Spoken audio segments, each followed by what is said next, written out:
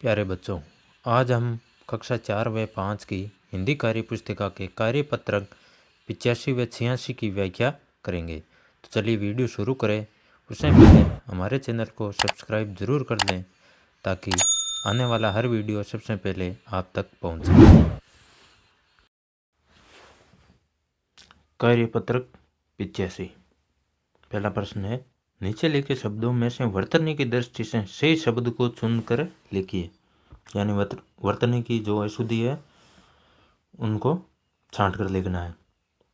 चार शब्द दिए हुए, उनमें से सही शब्द है उसको छांट कर लिखना है।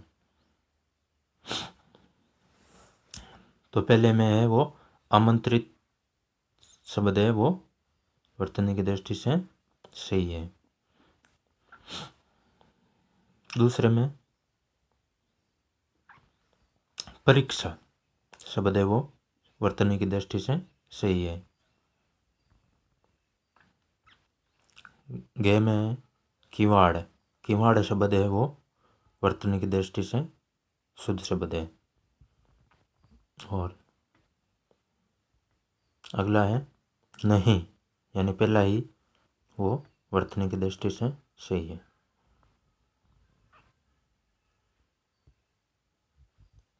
दूसरा प्रश्न है, निम्नलिखित शब्दों को सही क्रम में जमा कर वाक्य बनाओ। यानी शब्दों को सही क्रम में जमा कर वाक्यों का निर्माण करना है। तो पहला वाक्य इस प्रकार होगा, सेठ का लड़का नौकरी करता था।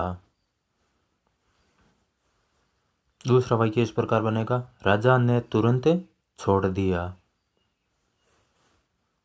तीसरा वाक्य इस प्रकार बनेगा, राजा मंत्री को भोजन देने जाता था। और चौथा, राजा ने मंत्री को आधा राज्य दे दिया। कार्यपत्रक 86। गुलाब खुशबू वाला एक फूल है। ये अनेक रंगों का होता है। गुलाबी रंग के अलावा ये लाल, पीले, सफ़ेद तथा बैंगनी रंगों के होते हैं। ये फूल सजावट, माला बनाने तथा गुलकंद बनाने के काम आते हैं। इससे घर महक जाता है। उक्त गद्यांश को पढ़कर कोई 5 प्रश्न बनाइए। यानी इस गद्यांश से 5 प्रश्नों का निर्माण करना है। तो इस तरह से हम प्रश्नों का निर्माण कर सकते हैं। खुशबू वाला फूल कौन सा है? गुलाब किन किन रंगों का होता है? फूल किन किन कामों में काम आते हैं? घर की खुशबू से महक जाता है।